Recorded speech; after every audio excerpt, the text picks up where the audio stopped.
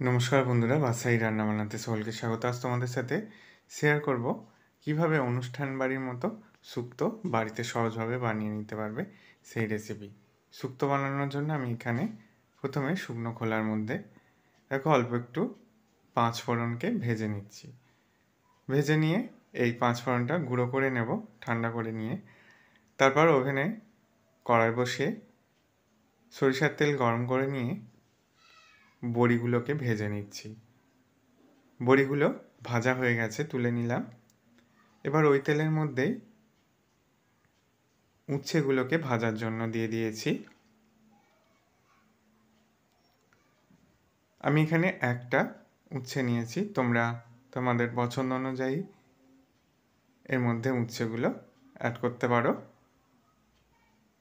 উচ্ছেগুলো ভাজা হয়ে গেছে, তুলে নিলাম। এবার বেগুনের টুকরোগুলোকে দিয়ে ভেজে নিচ্ছে। এটা বেগুনের টুকরোগুলো আমি চাপা দিয়ে ভাজিনি, খোলা রেখেই ভেজেছি। ভেজে নেওয়া বেগুনগুলো তুলে নেওয়ার পর পাঁচ ফোড়ন, শুকনো লঙ্কা, তেজপাতার ফোড়ন দিয়ে বাকি সবজিগুলোকে দিয়ে দিচ্ছি। আমি এখানে গাজর, সজনে ডাঁটা, পেঁপে, রাঙালু নিয়েছি। এরপর আলুর টুকরোগুলো দিয়ে দিলাম। একসাথে সমস্ত সবজিগুলোকে ভেজে নিচ্ছি। এখানে তোমরা চাইলে শিম, কাঁচকলা ব্যবহার করতে পারো। আমি এখানে কাঁচকলাটা ব্যবহার করিনি, কারণ আমার বাড়িতে কাঁচকলাটা বেশিরভাগ লোকই পছন্দ করে না, তাই কাঁচকলাটা আমি দিইনি। তোমরা অবশ্যই কাঁচকলা দেওয়ার চেষ্টা করবে।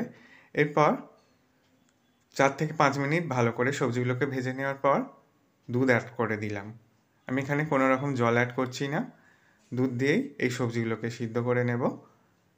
স্বাদ মতো লবণ দিয়ে দিয়েছি। দেখো সবজিগুলো সিদ্ধ হয়ে গেছে। এবার ভেজে রাখা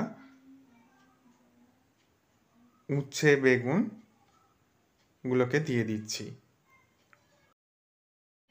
এরপর যে ভাজা পাঁচ ফোড়নটাকে আমি গুঁড়ো করে রেখেছিলাম সেটা এর মধ্যে দিয়ে দেব। আমি এখানে 1 চামচ মতো দিয়ে দিলাম। এবার শুক্তোর মধ্যে যেটা দিলে শুক্তোর টেস্টই আসে না, সেটা দিয়ে দেব রাঁধুনি বাটা।